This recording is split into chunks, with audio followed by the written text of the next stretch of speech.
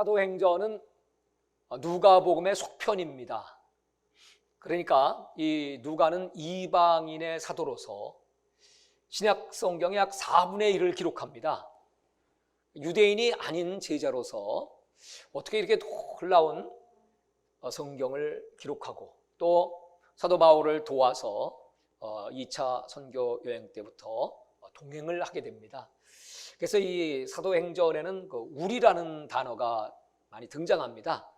그것은 자신이 바울을 도와서 함께 동역하는 팀원으로서의 우리, 이런 표현을 하고 있습니다. 특별히 사도행전은 두 사람에게 집중되어 있죠. 사도 베드로와 그리고 사도 바울, 이 두 사람입니다. 왜 이 누가가 이 두 사람에게 집중을 하면서 이 사도행전을 기록했을까요? 그것은 바로 이 바울이 당시에 사도였음에도 불구하고 그 사도권을 인정받지 못하는 그런 경우가 많이 있었습니다. 그래서 그 모든 초대 교인들에게 바울이 하나님이 세우신 종이라고 하는 사실을 이 베드로와 비교하면서 이렇게 기록을 하지요. 특별히 누가복음에서 이제 기록했던 누가복음의 키워드를 제가 2개로 정했습니다. 누가복음은 성령, 기도와 성령의 복음이다, 이렇게 정했었죠. 바로 이 속편도 역시 마찬가지로 누가복음이 기도복음이요 성령 복음이었다면 이 사도행전은 바로 성령행전 그리고 기도행전이 되겠죠. 그래서 이 사도행전의 특징은 성령이라는 단어가 많이 등장하고 성령의 역사들이 많이 기록되어 있습니다. 그것이 바로 기도를 통한 역사였다고 하는 사실을 증거하고 있죠. 그리고 또 어렵고 힘든 가난한 사람, 특별히 사도행전의 관심은 진짜 여러분 불쌍한 사람, 가난한 사람이 누구겠습니까? 그 사람들은 바로 복음을 알지 못하는 죽어가는 많은 영혼들이었죠. 그 영혼들을 향한 그 바울의 열망, 바울의 열망은 곧 성령님이 주신 비전이죠. 성령의 열망이라고도 말할 수 있습니다. 그 열망을 가지고 이제 땅까지 복음을 증거하는 역사, 특별히 3차에 걸친 그 선교 역사가 있는데 AD 47년부터 이 바울은 복음을 증거하기 시작합니다. 그것이 바로 안디옥 교회에서 파송을 받으면서 바나바와 함께 약 2년 동안 다닌 그 거리가 약 2200km 정도 됩니다. 지금으로 생각하면 뭐 별로 먼 거리가 아닌 것 같지만 당시에 그 자동차도 없고 지금처럼 비행기도 없고 하던 시대에 배를 타고 또는 말을 타든지 아니면 걸어서 그런 길을 다닙니다. 근데 이 바울의 선교의 열정은 거기서 끝나지 않고 49년도에 1차 선교 여행이 끝난 다음에 이제 바로 2차 선교 여행을 또 출발하죠. 그때가 이제 49년도부터 약 3년 동안 52년까지입니다. 그 3년 동안 다닌 거리의 수는 약 4,500km에서 한 5,500km 정도의 먼 거리를 다니면서 복음을 증거합니다. 그때 이제 신라와 함께 동역을 하게 되지요. 그래서 교회를 세우고 그 교회들을 돌아보면서 바울은 이런 얘기를 합니다. 로마서 15장에 보면 나는 저 예루살렘부터 시작해서 일루리곤까지 그 지역을 편만하게 복음을 증거했노라, 이렇게 기록되어 있습니다. 편만하다, 이 말은 뭐냐면 꽉 채웠다 그 뜻입니다. 그러니까 이 바울은 정말 내가 살아있는 한,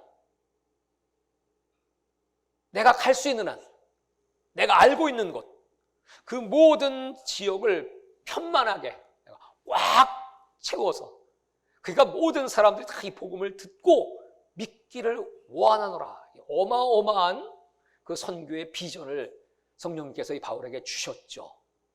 그 비전을 가지고 그렇게 뛰기 시작하는 겁니다.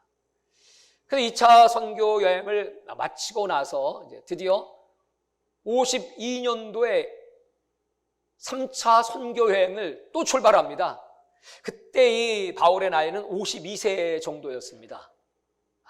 그 나이에 그 마지막 3차 선교 여행은 약 5년에 걸쳐서 그 먼 거리를 약 6,000km 정도 되는 거리를 복음을 증거하게 되죠. 그러니까 이 사도행전의 역사는 선교의 역사, 그러니까 선교 행전 이렇게 붙여도 과언이 아니지요. 네. 그 비전을 오늘 이 사도행전 1장에 기록된 것처럼 성령이 임하시면 권능을 받고, 권능을 받으면 예루살렘부터 시작해서 유대, 사마리아 그리고 땅끝까지로 내 증인이 되리라. 이 말씀이 이제 이루어지는 것이죠. 그래서 이 사도행전의 이제 1장은 서론이고요. 2장에 오순절 성령이 이제 임하시는 장면. 2장과 3장은 예루살렘입니다.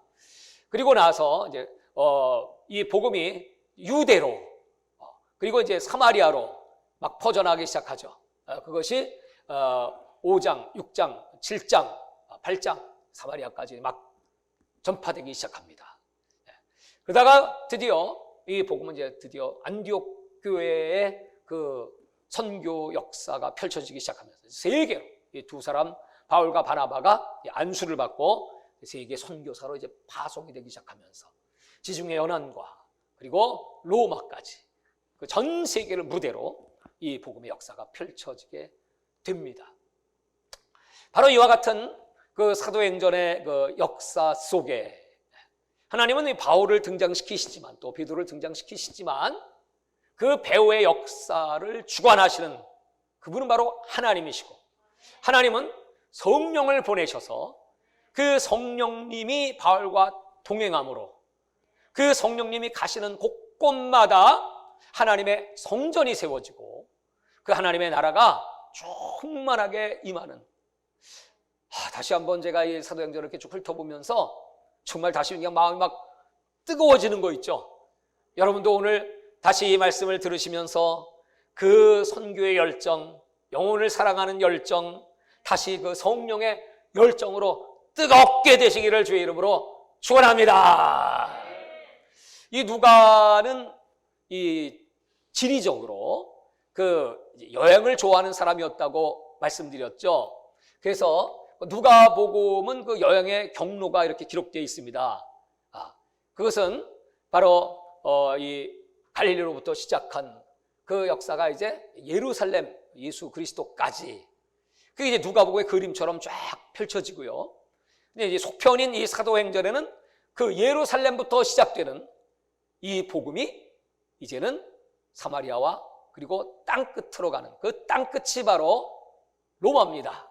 바울은 원래 이 3차 선교 여행을 하면서 가고 싶었던 곳이 바로 땅끝, 그때 시대의 그 땅끝의 개념은 스페인이었습니다. 스페인을 가기 위해서 로마도 갔기를 원한 것이죠. 로마에 들려서 다시 이제 거기서 정비하고 그리고 다시 이제 스페인 땅끝 선교를 준비하기 위함이었습니다.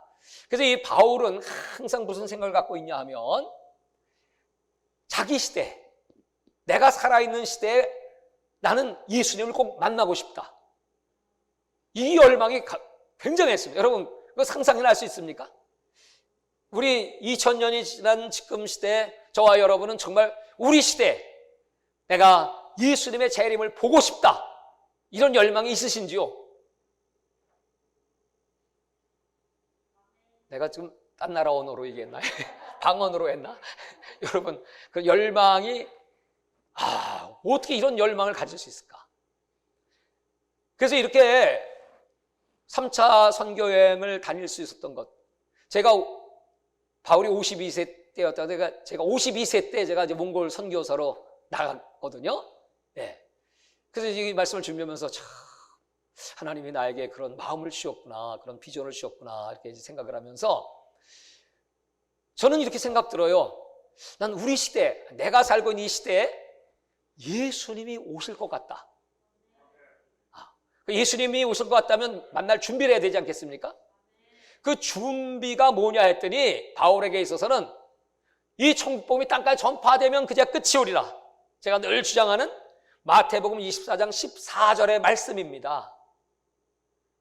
이 복음이 땅까지 전파되면 끝이 오니까 바울은 내가 할 수 있는 그 마지막까지 이 복음을 증거하면, 그래서 저 스페인까지 가서 복음 전도를 끝내고 오면 예루살렘에 오면 예수님은 예루살렘에 재림하시는 걸 알고 있으니까 거기서 예수님을 맞이하겠다, 이런 열망을 갖고 있었어요. 그래서 이 바울은 선교 전략을 짤 때 언제든지 대도시 중심입니다. 예를 들면 에베소 선교를 하면 그 대도시 중심의 그 변방 도시들, 작은 도시들에 하나님을 경외하고 그 구원을 기다리는 사람들이 막 몰려들죠. 거기서 복음을 증거하면 그들이 복음을 가지고 또 각 지역으로 나가기 시작해요. 그래서 그걸 편만하다, 그래서 꽉꽉 채우는 것입니다. 이런 작전을 바울은 사용했고요. 또 유대인의 회당을 이렇게 찾아갑니다. 그것은 바울의 사명이 사도행전 9장에 그 다메섹에서 예수님을 만나고 또 아나니아를 통해서 안수받고 그가 받은 계시는 너는 저 이방인들과 또 이방의 왕들, 이방인의 사도일 뿐만 아니라 그 다음에 이스라엘 민족에게까지, 그러니까 이 바울은 이방과 유대인을 아우르는 그런 선교의 사명을 받은 사람입니다. 그래서 꼭 유대 회당을 중심으로 해서 거기에 보면 꼭 하나님이 준비하신 마음의 문을 여는 그런 이방 사람들이 있고 유대인들이 있습니다. 그들이 바울을 돕는 것이죠. 그래서 그런 전략을 가지면서 또 이 바울의 전략 가운데 하나는 당시에 그 아테네 철학자나 지성인들이 이렇게 메시지를 던지고 나면 꼭 돈을 받습니다. 왜냐하면 그때 상업이니까. 바울이 왜 돈을 받지 않았을까요? 그 이유는 이 복음이 훼손될까 봐, 이것도 하나의 어떤 지식, 어떤 저 사람만의 그 독특한 그런 뭐 아이디어랄까, 철학이라고 하는 것을 사람들이 인식할까 봐 아예 복음은 돈을 주고 받는 그런 게 아니야. 그래서 낮에는 천막을 깁고 텐트 메이커라고 하죠. 열심히 일하면서 이제 밤에 등불도 없는 그런 시절에 이제 밤이면 또 열심히 설교를 하고 말씀을 선포하고 이런 전략을 짰죠. 정말 여러분, 바울을 다시 보면 정말 역사상 가장 능력 있게 사역을 한, 예수님을 닮은 그는 선교사이고 목회자이고 그리고 신학자입니다. 이 바울의 사상, 서신서까지 쭉 훑어보는 그 바울의 사상이 여러분 얼마나 깊고 넓고 오묘한 이 복음의 진리를 너무나 확실하게, 아니 어떻게 그렇게 유대 율법에 젖어 있는 사람이 그렇게 어떻게 복음을 환통할 수가 있을까? 참 미스테리입니다. 그래서 어떤 분들은 바울이 저 아라비아 사막 가서 약 3년여 동안 이제 훈련을 받으면서 그때 그 깊은 영적 통찰력을 얻지 않았을까 이렇게 생각하지만 지금 이제 새롭게 연구되는 바에 의하면 또 사도행전을 다시 연구를 해보면 그런 시간적 갭이 별로 없습니다. 그냥 이 바울이 예수 믿는 사람 죽이려고 막, 그때 이름은 사울이었죠. 이제 우리가 흔히 생각하기를 사울 하면은 큰 자, 바울 하면 작은 자, 이렇게 해석을 많이 듣고 있지만 이 성경의 사울과 바울의 진짜 이름의 의미는 뭐냐 하면 사울은 히브리식 이름입니다. 그리고 바울은 로마식 이름입니다. 그러니까 이방인에게 복음을 증거하기 위해서 이제 사울이라는 이름을 내려놓고 바울이 된 거죠. 그게 이제 원래 정확한 해석입니다.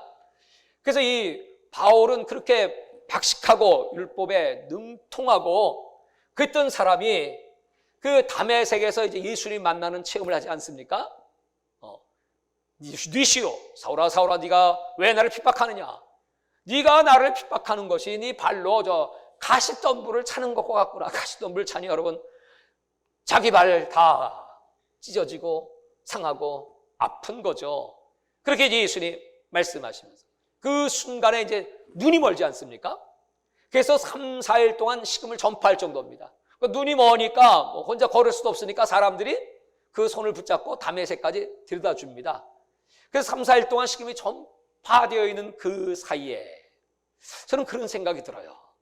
여러분, 그때 이제 많은 분들이 그 영적 체험도 하고 뭐 천국도 보고 지옥도 보고 뭐 그런 경우가 많지 않습니까? 그런 그 무의식 상태 속에서 그런 것처럼 그때 이 바울을 예수님이 만나 주시는데 이사야서에 보면 이사야가 우시야 왕이 죽던 해 성전에 들어가서 천국 어전회의라고 표현하죠. 바로 그 하나님의 모습을 직접 봅니다. 그러니까 화하다 망하였도다 내가 죽게 되었도다 내 입술이 부족한 자로서 어찌 하나님을 배웠으며 그렇게 이제 탄식하지 않습니까? 그러면서 이제 하나님의 비밀을 알게 됩니다. 그런 것처럼 이 바울을 하나님이 만나 주시는데 그것이 그 놀라운 복음을 정돈하는 그 복음이 딱 이 바울이 아나니아에게 안수받고 눈에 비닐루가 떨어지고 그리고 나서 한 첫 번째 고백이 뭐냐 했더니 그것이 바로 예수가 하나님의 아들이다. 그러니까 복음의 핵심 예수 그리스도가 하나님의 아들이라고 하는 사실 그걸 딱 정돈하고 그걸 선포하기 시작합니다. 그 사람들이 여러분 얼마나 놀라겠습니까? 저는 왜 거짓말로 하는 거지? 하면서 막 경계하고 초대 그 당시에 사도들이 그 바울을 받아들이지 않았지 않습니까? 그러니까 이 바울은 천국 어전회의에 참석해서 그 하나님의 비밀을 쏟으라고 합니다. 그 비밀을 복음의 비밀을 알아버린 거예요. 그래갖고 3년이 아니고 짧은 시간 저 나밧대라고 하는 곳에 가서 이제 복음을 전하기도 했습니다만 이 다메섹에서 바로 여러 날 후에 그리고 이제 거기서 이제 그 복음을 가다듬고 말씀을 가다듬고 나서 이제 바로 나가서 외치기 시작하니까 그러니까 이제 당장 그 바울을 잡아 죽이려고 하니까 말이죠. 그 성에서 도피하기 위해서 그 제 아들이 광줄에다 끈을 매가지고 광줄이 타고 내려가서 도망가지 않습니까? 이게 바울의 역사입니다. 그렇게 이 사도 바울이 변화받고 이제 전파되는 이 복음의 역사들 다시 이제 우리 사도행전 이제 앞으로 다시 한번 돌아가 보도록 하겠습니다. 특별히 사도행전에 있어서 제일 중요한 이제 포인트, 터닝 포인트가 바로 이제 오순절이죠. 오순절이라고 하는 것은 모세가 시내산에서 말씀을 받고 그리고 이제 50일째 되는 날, 그날을 오순절이라고 했죠. 구약의 절기는 맥추절입니다. 49일, 77절 49일이 지난 다음 날 50일째 되는 날 오순절입니다. 그날 성령이 임하시잖아요. 그러니까 예수님이 부활 승천하시고 이제 너는 예루살렘 떠나지 말라. 그리고 이제 50일째 되는 날 드디어 6월절부터 시작해서 오순절 50일째 되는 날 성령이 임하시잖아요. 구약의 역사와 똑같습니다. 이 성령이 임하시는 장면들이 사도행전은 여러 차례 기록되어 있습니다. 2장의 오순절, 그 다음에 이제 4장에 보면 그 유대인들 또 관원들 당시에 그 종교인들이 막 핍박을 가할 때 막 성령이 막 임하시는 막 천지가 진동하는 역사가 4장에 등장합니다. 뿐만 아니고 이제 10장에 보면 고넬료의 집에 또 성령이 임하시기도 합니다. 또 8장에 보면 빌립에 의해서 세례를 주고 성령이 임하시고 19장에 보면 또 에베소 교회 너희가 믿을 때 성령을 받았느냐? 우리 성령이 있으면 듣지도 못했습니다. 이제 그들에게 또 성령이 임하십니다. 이와 같은 그 성령의 역사가 이제 오순절을 기점으로 해서 폭발적으로 나타나기 시작하고 3,000명, 5,000명이 막 회개하기 시작하죠. 그것은 구약 시대에 똑같이 그 50일째 될 때 하나님께서 모세를 만나 주십니다. 그 모세를 만나 주실 때 현상이 출애굽기 19장에 기록되어 있는데 거기 보면 하늘에 불이 내려오고 천지가 막 산이 진동하고 요동하고 구름이 막박하게 둘러싸이고 번개가 치고 근데 이 사도행전에 나오는 그 성령의 임재하실 때 표현들이 거의 비슷한 거죠. 불이 임하고 또 지진이 막 터져서 막 흔들거리고 거기다 그냥 바람같이 불같이 성령이 막 임하시는 그리고 막 번개가 내리치는 것 같은 그런 역사들을 보면 오순절의 성령은 구약의 성령과 한 분이시다. 동일한 역사다 하는 것을 알 수가 있죠. 그러니까 그 성령의 역사는 예수 그리스도가 어제나 오늘나 영원토록 동일하신 것처럼 어떤 분들은 이 성령의 은사, 성령의 역사가 이제 중단됐다 이렇게 말하는 신학자들이 있습니다. 절대 그렇지 않습니다. 지금도 동일하게 지금 마지막 시대에도 역시 그 성령의 역사는 우리 믿는 자들을 통하여 동일하게 사도행전의 역사로 나타나는 걸 믿으시기 바랍니다. 자, 이렇게 그 오순절의 역사가 이제 일어나기 시작하면서 당시에 이제 제사장들도 막 예수 믿어요. 유대인들도 막 예수 믿어요. 그러니까 이제 이 예루살렘 교회는 자연스럽게 둘로 나눠지게 되죠.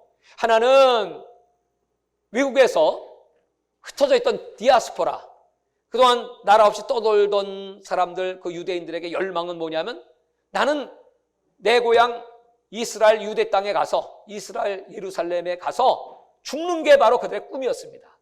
그래서 그들이 이제 막 돌아오기 시작하죠. 복음을 이제 알게 되면서 헬라파 그리스도인이라고 말합니다. 왜냐하면 그들은 히브리어를 몰라요. 헬라 말을 해요. 헬라파 그리스도인. 근데 유대인들이 또 회개하고 제사장도 예수 믿고 그 본토에 남아있던 사람들이 예수를 믿게 되니까 그 사람들은 히브리어를 해요. 이 사람들을 히브리파 그리스도인이라고 말해요. 그러니까 두 사람들이 예수는 믿어도 언어가 잘 안 통해.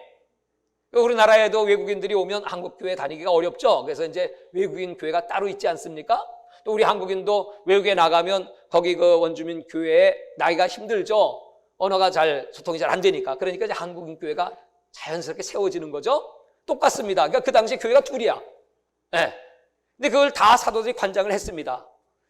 근데 이 문제가 뭐냐 하면 그 기득권 힘이 어느 쪽으로 가냐 하면 당연히 그 홈그라운드인 히브리파 유대인, 히브리파 그리스도인들이 찾게 되고, 사도들도 말할 것도 없이 다 몽땅 사도들이 히브리인 유대인이니까, 그러니까 자연스럽게 그 리더십이 히브리파에게 가면서 그 과부들을 이제 구제를 해야 되는데, 당연히 히브리파 과부들에게 먼저 손이 가고 헬라파 과부들은 손 밖에. 그러니까 불평이 생길 수밖에 없는 거죠. 왜 우리 똑같이 구제를 해야지 우리에게 불이익을 주냐. 그때 당시에 여러분 과부가 얼마나 많았는지. 보통 남자들은 30세, 또 여자들이 결혼하는 나이는 여러분 12세부터 15세라고 합니다. 근데 결혼을 한 후에 이 남자들이 오래 사냐? 오래 못 살아요. 계속 전쟁 터지죠. 또 전쟁 나가야죠. 그래서 뭐 다 죽어버리니까 과부들이 많고, 그때 당시에 평균 수명이 29세 정도였다고 합니다. 그러니까 그 많은 과부들을 잘 컨트롤해야 되는데 이게 한쪽으로 치우치니까 분쟁이 생긴 거 아니겠습니까? 근데 사도들이 이거 이러다가 큰일 나겠네, 교회 깨지겠네 해가지고 7 집사를 뽑아서 그 7 집사에게 구제를 맡기면서 이제 그것이 사라지게 되죠. 그래서 이 두 개의 교회들은 늘 갈등이 있었습니다. 자, 이게 사도행전 6장의 사건이고요. 5장에 보면 아나니아 삽비라 사건이 또 등장하게 됩니다. 이것은 뭐냐 하면 특별히 사도행전에서 얘기하고 싶은 것은 그 유대 기존 종교와 기독교는 어떤 차이가 있는가. 유대 종교는 성전을 중심으로 해서 예루살렘 성전에 모이고 거기서 제사를 드리고 그 전통이 있고, 그것이 그들의 신앙을 지키는 유일한 길이라고 그들은 믿고 있습니다. 근데 기독교는 예수님이 이 땅에 오셔서 오히려 그 성전을 헤롯이 지은 46년 지은 성전을 헐어버리고, 그리고 사흘 만에 일으키라고 말씀을 하시니까 당시에 그 유대인들이 그 얘기를 들으면서 여러분 얼마나 놀라고, 또 말도 안 되는 소리지. 그 유대인 기득권층들에게 있어서는 그 성전은요, 그들에게 있어서는요 어마어마한 이권입니다. 성전에서 동물 제사를 드리면서 이익을 취하죠. 그걸 관리하면서 성전세를 받고 이익을 취하죠. 그리고 어마어마한 이권이 예수님으로 말미암아 성전이 무너지면 우리는 그거 다 날아가는 거 아닙니까? 그러니까 예수 죽이라고 하는 것입니다. 예수는 그들에 의해서 결국 죽으시죠. 그리고 또 그 똑같은 주장을 하는 거예요. 누가? 스데반이 구약을 쫙 설교하면서 바로 예수님은 부활 승천하셔서 우리 속에 오셨다, 그럼 우리가 성전이다, 뭐 이런 얘기를 하니까 성전 필요 없는 거야? 하면서 제 아들을 옥에 가두고 핍박하고 잡아 죽이려고 했던 것입니다. 그때 당시의 상황이에요. 이런 상황 속에서 이 사도행전은 진정한 성전, 바로 예수님이 우리에게 보내신 그 성령을 받은 사람들, 성령을 모신 사람이 성전. 베드로가 그 성령을 받은 사람인데, 아니 아나니아 삽비라가 자기도 하나님 앞에 헌금을 하고 싶어서 뭐 드리는 것까지는 좋다 이거. 정직하지 못했다. 바로 베드로를 속였다. 그 말은 성령을 속였다. 그 말은 성전 모독죄와 똑같은 죄다. 결국 이 하나니아 삽비라가 그 자리에서 유절하지 않습니까? 혼이 떠나가고 죽죠. 네. 이런 걸 하나님께서 이제 보여주시면서 이 사도행전에 정말 하나님이 원하시는 성전, 그 성전을 짓기 위해서, 건물 성전이 아닌 참 성전이죠. 우리 성도들을 만들고 제자를 만들고 하나님이 우리 속에 오셔서 충만하게 임하실 수 있는, 제가 성령 세례에 대한 말씀을 증거하면서 그 성령 충만이라는 게 뭐라고 했죠? 성령 충만은 성령이 우리 안에서 마음껏 일하실 수 있는 상태를 만들어 드리는 것. 그러면 성령께서 마음껏 원하시는 대로 나를 사용해서 일하실 수 있도록 해드리는 것. 그 성령 충만이다. 그 성령 충만의 조건이 뭐냐 했더니, 그러기 위해서는 저나 여러분이 그리스도와 함께 십자가 못 박혀 죽어야 내 옛사람이 죽고 내 옛성품, 나의 승질, 나의 철학, 나의 이론, 나의 지식, 여러분 무조건 예수 그리스도 앞에 다 십자가에 못 박으시기를 주의 이름으로 축원합니다. 그래야 성령이 마음껏, 내가 살아있는 만큼 성령님은 제약을 받으세요. 100% 내가 죽었어야 100% 역사하실 텐데. 그러니까 이 사도들이 이제 그걸 체험을 했다 이 말이죠. 그러니까 사도들은 뭐 걱정도 없고 근심도 없고 그냥 주시면 먹고 그냥 가서 축복하고 예수님 말씀하신 게 그대로 사는 거예요. 그냥. 그러니까 막 저 성전 미문에 안진매가 막 일어나고 하루에 3천 5천 명 막 회개하고 기사가 표적이 막 나사렛 예수의 이름으로 막 나타나고 막, 이게 사도행전의 역사가 아닙니까? 네. 정말 하나님은 지금도 그런 교회, 그렇게 성령께 주도권을 드리는 성도, 또 주의 종들을 찾고 계시겠죠. 자, 그래서 이 사도행전 6장의 사건과 이제 7장의 스데반의 이제 사건까지, 그 스데반은 돌로 맞아 죽으면서 저들이 용서해달라고 합니다. 그 말은 뭡니까? 이미 스데반은 하나님의 성전입니다. 그 성전의 기능이 뭐냐면, 성전에서 예배를 드리지만 예배 드리고 난 다음에 제일 중요한 기능이 바로 용서입니다. 용서. 그 스데반은 성전 자체이기 때문에 예수님이 하신 걸 봤습니다. 예수님이 십자가에서 그 못 박은 자들에게 용서를 구하는 기도를 들었습니다. 똑같이 저들이 하는 것을 알지 못하니 용서하여 주옵소서, 이런 기도를 하죠. 그리고 나서 이제 8장으로 넘어가면 그 사마리아에 가서 베드로와 요한이 이제 성령 세례를 주는 그런 장면이 등장하고, 또 저 에디오피아 그 간다게 여왕의 내시, 그 내시가 성경을 읽고 있는데 이게 무슨 말인지 알 수 없는 거야. 그게 이사야 53장이었습니다.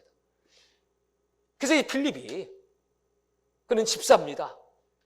그 성경을 풀어주니까 그 내시가 그걸 깨닫게 되고, 그렇다면 바로 그가 채찍에 맞고 그가 찔리고 이분이 예수 그리스도시라면 내가 세례를 받는 것이 마땅하지 않습니까? 하고 물가로 내려가서 세례, 침례를 받게 됩니다.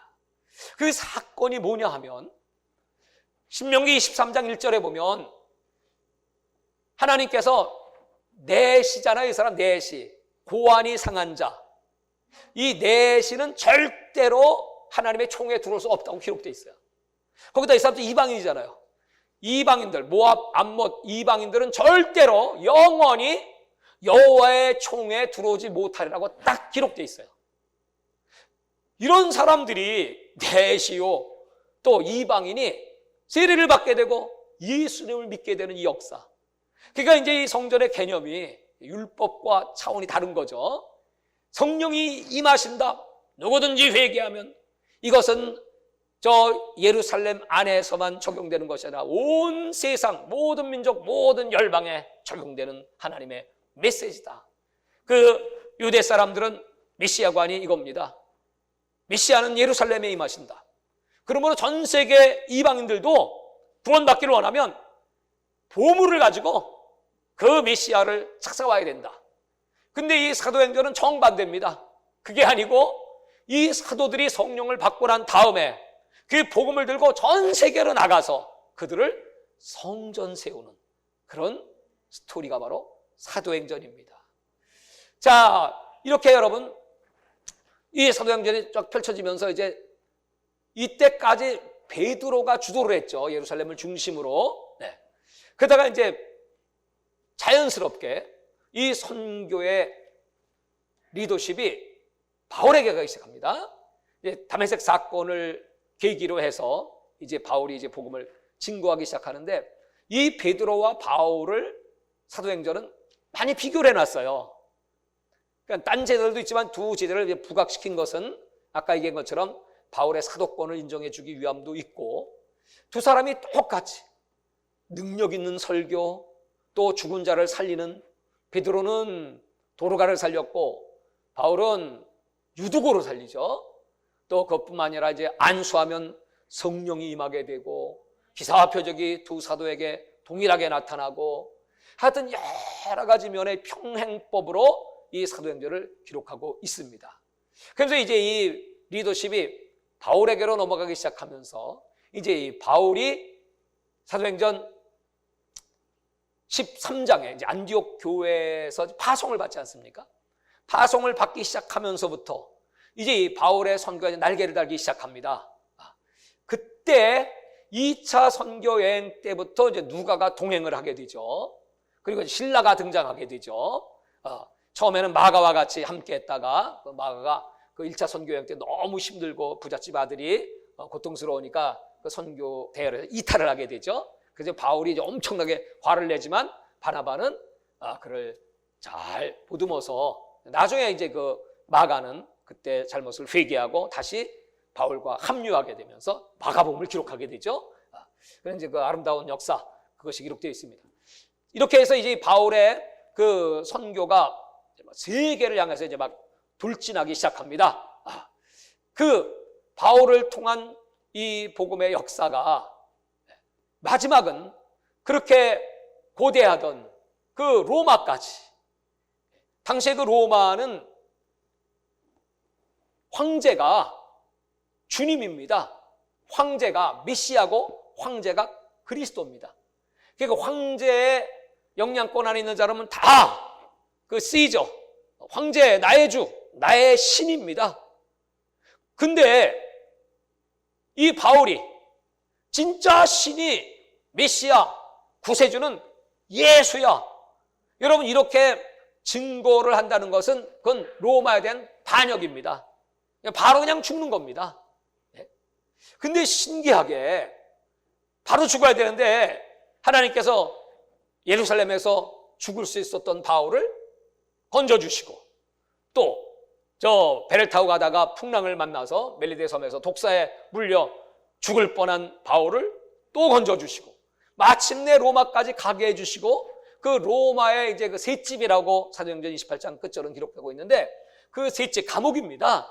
그 감옥에 있으면서도 바울이 묶여 있지만 바울의 입은 열어주셨고 또 바울을 통해서 복음을 들을 사람들을 계속 보내십니다. 그게 이제 3교대씩 계속해서 바울을 파수하는 그 엘리트들이거든요. 로마의 엘리트들. 그들이 복음을 듣게 만드는 겁니다. 그래서 이 하나님 말씀이 매이지 않고 그냥 땅까지 그 어마어마한 그 로마가 누가는 이 사도행전을 기록하면서 무슨 생각을 하냐면 우리가 전하는 이 복음은 무슨 저 로마 제국을 전복시키고 그 왕의 쿠데타를 일으키기 위한 그런 게 아니고 이거는 영적인 천국 복음이다.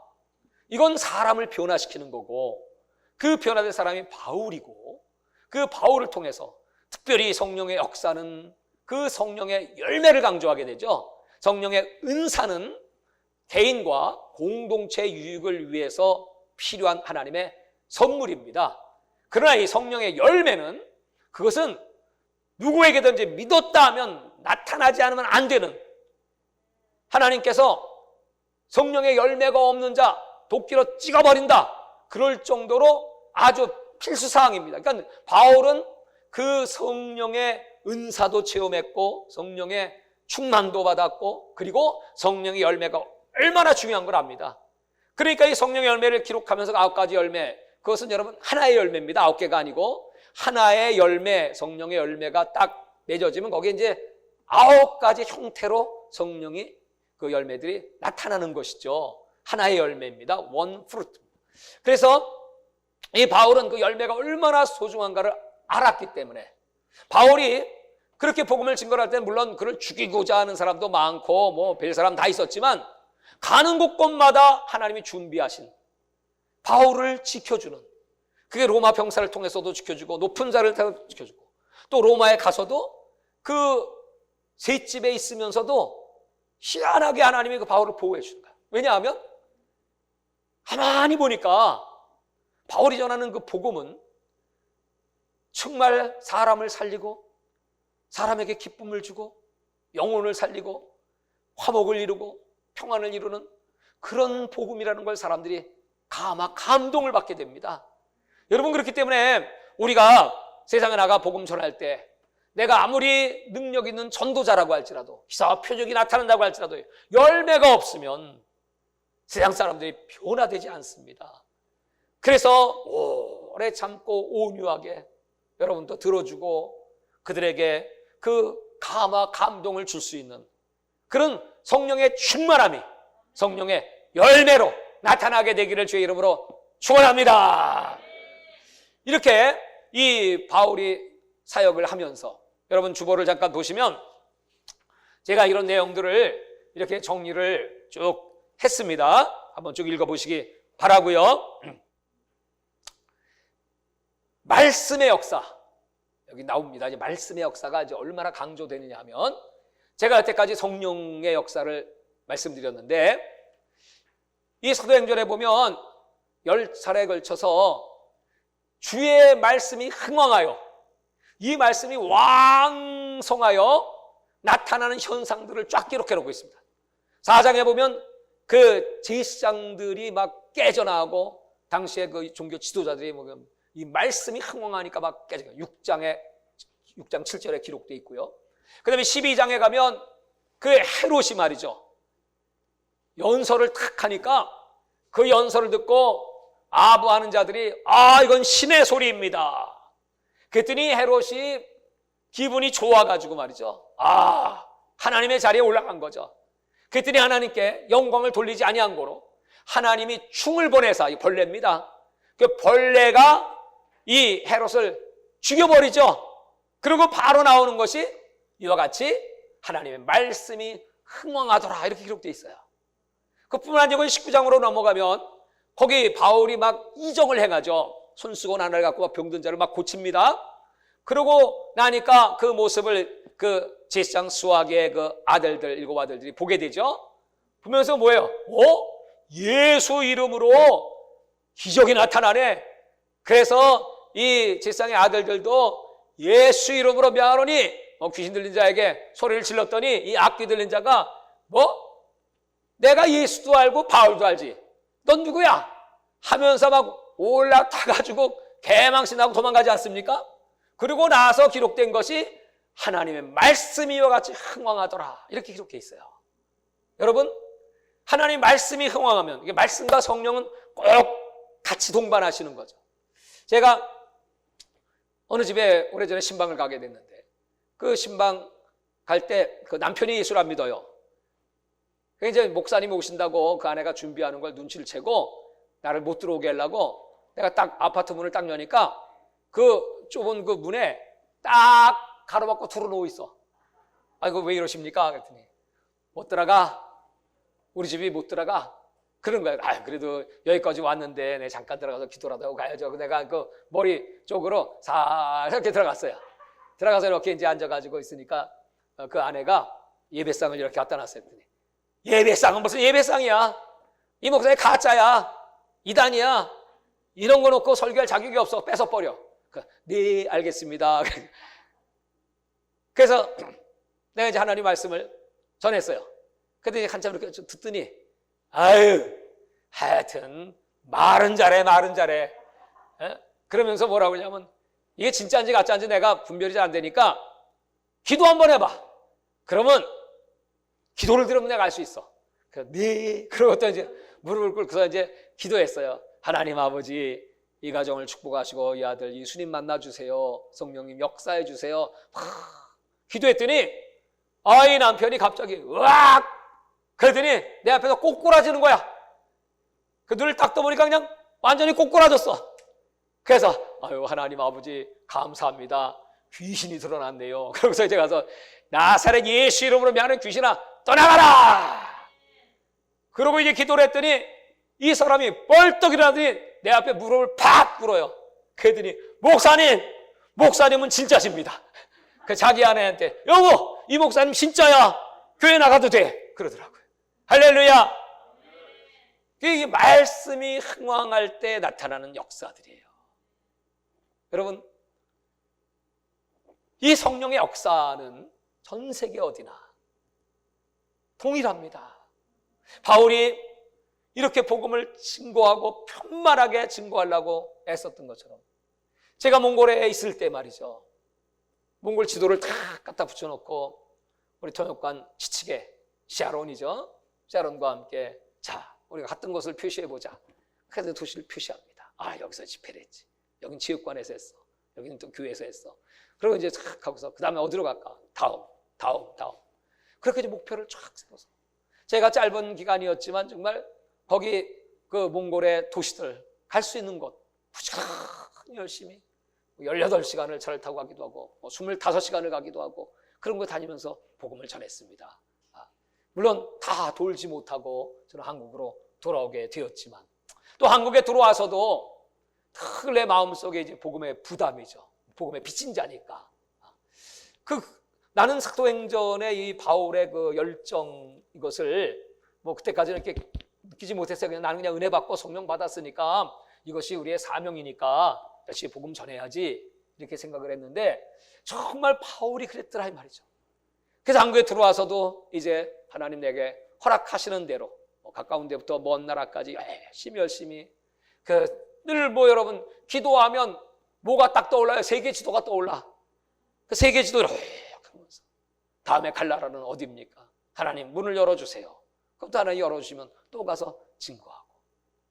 여러분, 이 하나님 주시는 비전, 이 복음의 열정, 그 성전을 세우고자 하는, 이번에도 내 친구 목사님이 성전을 세우는데 인도에 목사님 협조 좀 하세요.